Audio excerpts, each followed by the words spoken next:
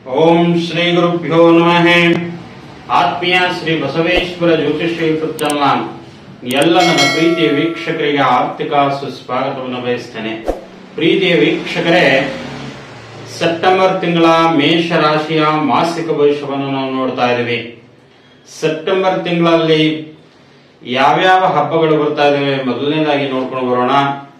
September ತಿಂಗಳ ಅಂತ್ಯದಲ್ಲಿ ಏನೇನು ಫಲಗಳನ್ನು ಸಿಗ್ತದೆ ಅನ್ನುವಂಥದ್ದು ನೋಡ್ಕೊಂಡು ಬರೋಣ. ಮೊದಲನೇದಾಗಿ ಸ್ವರ್ಣಗೌರಿ ವೃತ ಬರ್ತಾ ಇದೆ, ಜೊತೆಗೆ ಶ್ರೀ ವರಸಿದ್ಧಿ ವಿನಾಯಕನ ವೃತನೂ ಕೂಡ ಬರ್ತಾ ಇದೆ. 6ನೇ ತಾರೀಕು ಸ್ವರ್ಣಗೌರಿ ಹಬ್ಬ ಬರ್ತಾ ಇದೆ, 7ನೇ ತಾರೀಕು ಶ್ರೀ ವರಸಿದ್ಧಿ ವಿನಾಯಕನ ಹಬ್ಬ, ಅಂದ್ರೆ ಮಹಾಗಣಪತಿಯ ಆಗಮನ ದಿವಸ ಅವತ್ತು. ಇನ್ನ ಮೇಷರಾಶಿಯವರಿಗೆ ಯಾವ್ಯಾವ ಗ್ರಹದಿಂದ ಆರ್ಥಿಕ ಲಾಭ ಸಿಗುತ್ತೆ ಅನ್ನುವಂಥದ್ದು ನೋಡ್ಕೊಂಡು ಬರೋಣ. ಮೊದಲನೇದಾಗಿ ಗ್ರಹಗಳ ಪರಿವರ್ತನಾ ಯೋಗಗಳ ಬಗ್ಗೆ ನಾವು ನೋಡ್ಕೊಂಡು ಬರೋಣ. 2ನೇ ಭಾವದಲ್ಲಿ ಅಂದ್ರೆ ಕುಟುಂಬ ಭಾವದಲ್ಲಿ ಗುರು ಸ್ಥಿತನಾಗಿದ್ದಾನೆ, ಜೊತೆಗೆ ತನ್ನ ಶತ್ರುವಿನ ಮನೆಯಲ್ಲಿ ಕುಜ ಮಿಥುನ ರಾಶಿಯಲ್ಲಿ ಸ್ಥಿತರಾಗಿದ್ದಾರೆ. ಇನ್ನ 5ರಲ್ಲಿ ಬುಧ ಸ್ಥಿತರಾಗಿದ್ದಾರೆ, 6ನೇ ಭಾವದಲ್ಲಿ ರವಿ ಮತ್ತು ಕೇತು ಸ್ಥಿತರಾಗಿದ್ದಾರೆ. ಇನ್ನ 7ನೇ ಭಾವದಲ್ಲಿ ಶುಕ್ರ ಸ್ಥಿತರಾಗಿದ್ದಾರೆ, 11ನೇ ಲಾಭ ಸ್ಥಾನದಲ್ಲಿ ಶನಿ ಪರಮಾತ್ಮರು ಸ್ಥಿತರಾಗಿದ್ದಾರೆ. ಇನ್ನ 12ನೇ ಕಡೆಗೆ ನಷ್ಟ ಭಾವದಲ್ಲಿ ರಾಹು ಸ್ಥಿತರಾಗಿದ್ದಾರೆ. ಒಟ್ಟಾರೆಯಾಗಿ ನಾವು ಗ್ರಹಗಳ ಪರಿವರ್ತನಾ ಯೋಗಗಳನ್ನ ನಾವು ನೋಡ್ಕೊಂಡು ಬಂದ್ವಿ. ತಿಂಗಳ ಅಂತ್ಯದಲ್ಲಿ ಅಂದ್ರೆ ಸೆಪ್ಟೆಂಬರ್ ತಿಂಗಳ 19ನೇ ತಾರೀಕಿನಿಂದ ಅಕ್ಟೋಬರ್ 2ನೇ ತಾರೀಕುವರೆಗೂ ಕೂಡ ಪಿತೃಪಕ್ಷ ಬರ್ತಾ ಇದೆ. ಪಿತೃಗಳಿಗೆ ಒಂದು ಎಡೆಯನ್ನು ಇಡುವುದಾಗ್ಲಿ ಅಥವಾ ಪಿತೃ ಆರಾಧನೆ ಮಾಡುವುದಾಗಲಿ ಅವೆಲ್ಲವೂ ಕೂಡ ಸೆಪ್ಟೆಂಬರ್ 19ನೇ ತಾರೀಕಿನಿಂದ ಅಕ್ಟೋಬರ್ 2ನೇ ತಾರೀಕುವರೆಗೂ ಕೂಡ ಪಿತೃಪಕ್ಷ ಇರುವಂತಹದ್ದು. ನಾವು ಈ ಗ್ರಹಗಳ ಪರಿವರ್ತನೆ ಯೋಗದಿಂದ ಮೇಷರಾಶಿಯವರಿಗೆ ಏನೇನು ಶುಭ ಫಲಗಳನ್ನ ಕೊಡುತ್ತೆ ಅನ್ನುವಂಥದ್ದು ನೋಡಿ. ಕುಜ ತೃತೀಯ ಭಾವದಲ್ಲಿದ್ದಾನೆ. ತನ್ನ ಲಗ್ನಾಧಿಪತಿಯಾಗಿರ್ತಕ್ಕಂಥ ಕುಜ 3ನೇ ಭಾವದಲ್ಲಿ ಸ್ಥಿತನಾಗಿರುವುದರಿಂದ 3ನೇ ಭಾವವನ್ನು ನಾವು ಭಾತೃಸ್ಥಾನ ಅಂತ ಕರ್ಕೊಳ್ತೀವಿ. ಆ ಭಾತೃವಿನ ಸ್ಥಾನದಲ್ಲಿ ಕುಜ ಸ್ಥಿತನಾಗಿರುವುದರಿಂದ ಬುಧನ ಮನೆ ಕುಜನಿಗೆ ಶತ್ರುಗ್ರಹ, ಬುಧನು ಕೂಡ ಕುಜನಿಗೆ ಶತ್ರು ಆಗಿರುವುದರಿಂದ ಶತ್ರುವಿನ ಮನೆಯಲ್ಲಿ ಕುಜ ಸ್ಥಿತನಾಗಿರುವುದರಿಂದ ಫಲಗಳು ಕಡಿಮೆ ಕೊಡುತ್ತೆ ಅನ್ನುವಂಥದ್ದು. ಯಾವ್ಯಾವ ವಿಚಾರದಲ್ಲಿ ಭೂಮಿಗೆ ಕಾರಕನಾಗಿರ್ತಕ್ಕಂಥವನು ಕುಜ, ಆದ್ರಿಂದ ಭೂಮಿಯ ವಿಚಾರದಲ್ಲಿ ಅಥವಾ ಮನೆಯ ವಿಚಾರದಲ್ಲಿ ಅಥವಾ ಸೈಟು ವಿಚಾರದಲ್ಲಿ ಅಥವಾ ಕೋರ್ಟು ಕಚೇರಿಗಳ ವಿಚಾರದಲ್ಲಿ ಅಥವಾ ರಿಯಲ್ ಎಸ್ಟೇಟ್ ಬಿಸ್ನೆಸ್ ಮಾಡುವಂತವರಿಗೂ ಕೂಡ ಸ್ವಲ್ಪ ಹಿನ್ನಡೆ ಆಗುತ್ತೆ ಅನ್ನುವಂಥದ್ದು. ಯಾಕಾಗುತ್ತೆ ಅಂತಂದ್ರೆ ತನ್ನ ಶತ್ರುವಿನ ಮನೆಯಲ್ಲಿ ಕುಜ ಸ್ಥಿತನಾಗಿರುವುದರಿಂದ ರಕ್ತವರ್ಣ ಆಗಿರ್ತಕ್ಕಂಥವನು ಕುಜ ಆಗಿರ್ತಾನೆ, ಅಥವಾ ವಾಹನ ಸಂಚಾರ ಮಾಡುವಾಗ ಏನೋ ಆಯ ತಪ್ಪಿ ಬೀಳುವಂತದ್ದಾಗಲಿ ಅಥವಾ ಆಕ್ಸಿಡೆಂಟ್ ಆಗುವಂತದ್ದಾಗಲಿ ಈ ಕುಜ ಶತ್ರುವಿನ ಮನೆಯಲ್ಲಿದ್ದಾಗ ಸ್ವಲ್ಪ ಸಮಸ್ಯೆಗಳನ್ನ ಕಾಡುತ್ತೆ ಅನ್ನುವಂಥದ್ದು.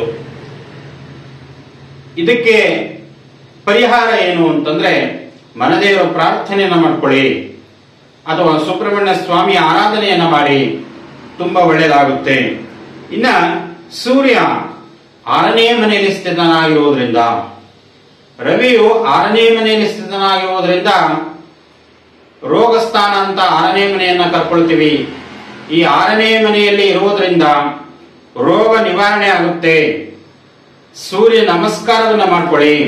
ಸೂರ್ಯ ನಮಸ್ಕಾರ ಮಾಡ್ಕೊಳ್ಳೋದ್ರಿಂದ ರೋಗ ನಿವಾರಣೆ ಆಗುತ್ತೆ. ಒಳ್ಳೆಯ ಕ್ಲೇಶ ಬುದ್ಧಿಯನ್ನ, ಉತ್ತಮವಾಗಿರ್ತಕ್ಕಂಥ ಬುದ್ಧಿಯನ್ನ ನೀಡುವಂತವನು ಸೂರ್ಯನಾಗಿರ್ತಾನೆ. ಆದ್ರಿಂದ ಆ ಸೂರ್ಯ ಭಗವಂತನನ್ನು ಪ್ರಾರ್ಥನೆಯನ್ನು ಮಾಡ್ಕೊಳ್ಳಿ. ಶತ್ರುಗಳ ಪರಾಜಯವಾಗುತ್ತೆ. ತಾವೇನಾದ್ರೂ ತಮ್ಮ ಶತ್ರು ಅತಿ ಹೆಚ್ಚಿನದಾಗಿ ಪ್ರೆಸರ್ ಕೊಡ್ತಾ ಇದ್ರೆ ಅಥವಾ ಯಾವುದೋ ಒಂದು ವ್ಯವಹಾರದಲ್ಲಿ ನಮ್ಮ ಅಪೋಸಿಟ್ ಅಥವಾ ನಮ್ಮ ವ್ಯವಹಾರಕ್ಕೆ ಇನ್ನೊಂದು ವ್ಯವಹಾರ ಪರ್ಯಾಯವಾಗಿ ನಮ್ಮ ವಿರುದ್ಧವಾಗಿ ವ್ಯವಹಾರವನ್ನು ಮಾಡುವಂತವರಿಗೂ ಕೂಡ ಸ್ವಲ್ಪ ಹಿನ್ನಡೆ ಆಗ್ತದೆ. ಆದ್ರಿಂದನೂ ಕೂಡ ಎಚ್ಚರಿಕೆಯನ್ನು ವಹಿಸಿಕೊಳ್ಳಿ. ಇನ್ನ ಶುಕ್ರನು 7ನೇ ಮನೆಯಲ್ಲಿ ಇರೋದ್ರಿಂದ 7ನೇ ಮನೆಯನ್ನ ನಾವು ಕಳತ್ರ ಸ್ಥಾನ ಅಂತ ಕರೆಕೊಳ್ತೀವಿ. ಈ ಕಳತ್ರ ಸ್ಥಾನದಲ್ಲಿ ಶುಕ್ರನಿರುವುದರಿಂದ ನೋಡಿ, ಮದುವೆ ಅನ್ನುವಂತಹ ವಿಚಾರದಲ್ಲಿ ನವ ವಧು ವರರಿಗೆ ವಿಶೇಷವಾಗಿರ್ತಕ್ಕಂಥದ್ದು ಈ ತಿಂಗಳು. ಅದು ವ್ಯವಹಾರಗಳಲ್ಲಾಗಲಿ ಅಥವಾ ರಾಜ ಸನ್ಮಾನವನ್ನ ಆಗಲಿ, ಯಾವ ಕೆಲಸದಲ್ಲೂ ಕೂಡ ವಿಳಂಬ ಆಗುವುದಿಲ್ಲ ಅನ್ನುವಂಥದ್ದು. ಯಾಕೆಂತಂದ್ರೆ ಇಲ್ಲಿ ಮದುವೆ ಅನ್ನುವಂತಹ ವಿಚಾರದಲ್ಲೂ ಕೂಡ ಉತ್ತಮವಾಗಿ ನಿಮಗೆ ಫಲವನ್ನ ಸಿಗುವಂತಹದ್ದು ಈ ತಿಂಗಳ ಆಗುತ್ತೆ. ನಂತರ 2ನೇ ಮನೆಯಲ್ಲಿ ಗುರು ಇರುವುದರಿಂದ ನಾವು 2ನೇ ಮನೆಯನ್ನ ಧನ, ವಾಕ್, ಚತುರ್, ಕುಟುಂಬ ಸ್ಥಾನ ಅಂತನೂ ಕೂಡ ನಾವು ಕರ್ಕೊಳ್ತೀವಿ. ಆ ಕುಟುಂಬದಲ್ಲಿ ಗುರು ಇರುವುದರಿಂದ ನಿಮಗೆ ಗುರುಬಲ ಏನೋ ಇದೆ, ಆದರೂ ಗುರುವಿನ ಜೊತೆಗೆ ಅಂದ್ರೆ ಗುರುನು ಕೂಡ ಅಲ್ಲಿ ಶುಕ್ರನ ಮನೆಯಲ್ಲಿ ಇರೋದ್ರಿಂದ ಸ್ವಲ್ಪ ಒಂದು 50% ಅಷ್ಟು ಮಾತ್ರ ಫಲವನ್ನು ಕೊಡ್ತಾನೆ ಅನ್ನುವಂಥದ್ದು. ಯಾಕೆ ಅಂತಂದ್ರೆ ತನ್ನ ಶತ್ರುವಿನ ಮನೆಯಲ್ಲಿ ಗುರು ಸ್ಥಿತನಾಗಿ ಇದ್ದಾಗ ಯಾವುದೇ ಒಂದು ಗ್ರಹ ತನ್ನ ಶತ್ರುವಿನ ಮನೆಯಲ್ಲಾಗಲಿ ಅಥವಾ ತನ್ನ ನೀಚ ಸ್ಥಾನದಲ್ಲಾಗಲಿ ಇದ್ದಿದ್ದೇ ಆದಾಗ ಅಂತಹ ಸಂದರ್ಭದಲ್ಲಿ ಆ ಗ್ರಹಗಳು ಅಷ್ಟೊಂದು ಶುಭಕರವಾಗಿರ್ತಕ್ಕಂಥದ್ದು ಅಲ್ಲ ಅನ್ನುವಂಥದ್ದು. ಆದಷ್ಟು ಶುಭಫಲಗಳನ್ನ ಕಡಿಮೆ ಮಾಡುತ್ತೆ ಅನ್ನುವಂಥದ್ದು. ಹೀಗಾಗಿ ಗುರು ಕುಟುಂಬ ಭಾವದಲ್ಲಿ ಇರೋದ್ರಿಂದ ಸ್ವಲ್ಪ ಕೃಷಿಯಿಂದ ಉತ್ಪಾದನೆ ಆಗುವಂಥದ್ದು ಕೂಡ ಲಾಭವನ್ನು ಗಳಿಸ್ತೀರಾ, ಅಥವಾ ಹಾಲು ಉತ್ಪಾದಕರಿಗೆ ಉತ್ತಮ ಫಲವನ್ನ ಸಿಗುವಂಥದ್ದು ಆಗ್ತದೆ. ಇನ್ನ ಒಳ್ಳೆಯ ಬೆಳೆಗಳು ಆಗ್ತವೆ. ಆ ಬೆಳೆಗಳಿಗೆ ಉತ್ತಮವಾಗಿರ್ತಕ್ಕಂಥ ಬೆಲೆ ಏನು ಸಿಗುವುದಿಲ್ಲ ಅನ್ನುವಂಥದ್ದು. ಯಾಕೆಂತಂದ್ರೆ ನಮ್ಮ ರೈತರಿಗೆ ವಿಶೇಷವಾಗಿ ಯಾವಾಗಲೂ ತಾನು ಬೆಳೆದಿರ್ತಕ್ಕಂಥ ಬೆಳೆಗೆ ನಷ್ಟನೇ ಹೊರತು ಲಾಭ ಏನು ಕಾಣುವುದಿಲ್ಲ ಅನ್ನುವಂಥದ್ದು. ಯಾಕೆ ಕಾಣಲ್ಲ ಅಂತಂದ್ರೆ ಅದು ಮಧ್ಯವರ್ತಿಗಳ ಪಾಲಾಗ್ತದೆ ಅನ್ನುವಂಥದ್ದು. ಆದ್ರಿಂದ ರೈತರು ತಾವು ಬೆಳೆದಿರ್ತಕ್ಕಂಥ ಬೆಳೆಗೆ ಬಹಳ ಎಚ್ಚರಿಕೆಯಿಂದ ಅದನ್ನ ಮಾರಾಟವನ್ನು ಮಾಡಿ.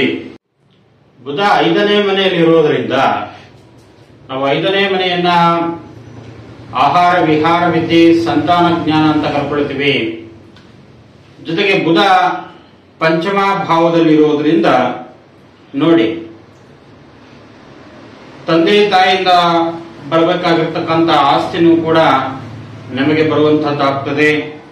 ಅಥವಾ ಭೂಮಿ ವಿಚಾರದಲ್ಲಿ ಏನಾದ್ರು ತೊಂದರೆಗಳಾಗಿದ್ರು ಕೂಡ ಅದನ್ನ ನಿವಾರಣೆ ಆಗುವಂತ ಸಾಧ್ಯತೆಯೂ ಕೂಡ ಇಲ್ಲಿ ಸೂಚಿಸ್ತಾ ಇದೆ.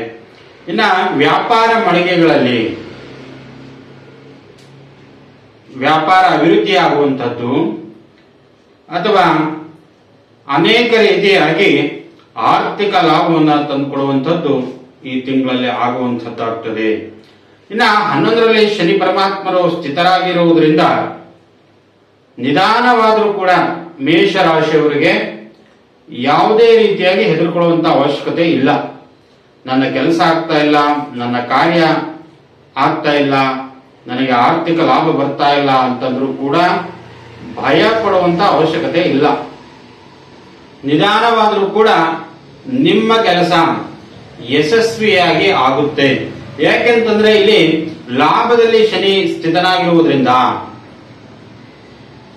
ಶನಿ ಮಂದಕಾರಕ, ನಿಧಾನಕ್ಕೆ ಕಾರಕನವನು. ಆದ್ರಿಂದ ನಿಧಾನಗತಿಯಾದರೂ ಕೂಡ ನಿಮ್ಮ ಕೆಲಸ ಕಾರ್ಯಗಳು ಸಕ್ಸಸ್ ಆಗ್ತದೆ ಅನ್ನುವಂಥದ್ದು.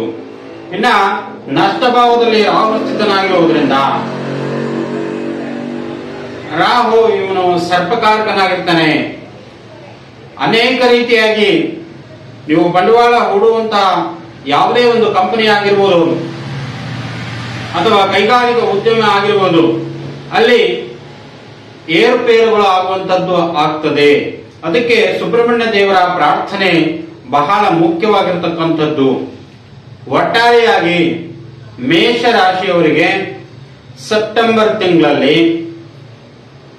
70% ಆರ್ಥಿಕ ಲಾಭವನ್ನ ಕೊಡುತ್ತೆ ಅನ್ನುವಂಥದ್ದು. ಏಕೆಂತಂದ್ರೆ ಗುರು ಲಾಭದಲ್ಲಿರುವುದರಿಂದ ನಿಮಗೆ ಅತ್ಯಂತ ಶುಭ ಫಲಗಳು ಈ ಸೆಪ್ಟೆಂಬರ್ ತಿಂಗಳಲ್ಲಿ ನೀವು ಕಾಣ್ತೀರಾ ಅನ್ನುವಂಥದ್ದು. ಇನ್ನ 30% ಯಾಕೆ ಅಂತಂದ್ರೆ ರಾಹು ನಿಮಗೆ 12ನೇ ಭಾವದಲ್ಲಿ ಇರುವುದರಿಂದ, ಅದು ನಷ್ಟ ಭಾವದಲ್ಲಿ ಇರುವುದರಿಂದ ನಷ್ಟ ಆಗುವಂತಹ ಸಾಧ್ಯತೆಯೂ ಕೂಡ ಇಲ್ಲಿ ಸೂಚಿಸ್ತಾ ಇದೆ. ಆದ್ದರಿಂದ ಎಚ್ಚರಿಕೆಯಿಂದ ಇರಿ. ಶ್ರೀ ಬಸವೇಶ್ವರ ಜ್ಯೋತಿಷ್ಯ ಯೂಟ್ಯೂಬ್ ಚಾನಲ್ನ ತಾವು ಸಬ್ಸ್ಕ್ರೈಬ್ ಮಾಡುವುದನ್ನ ಮರಿಬೇಡಿ ಅಂತ ಹೇಳ್ತಾ ತಮ್ಮೆಲ್ಲರಿಗೂ ಕೂಡ ನನ್ನ ನಮಸ್ಕಾರಗಳು.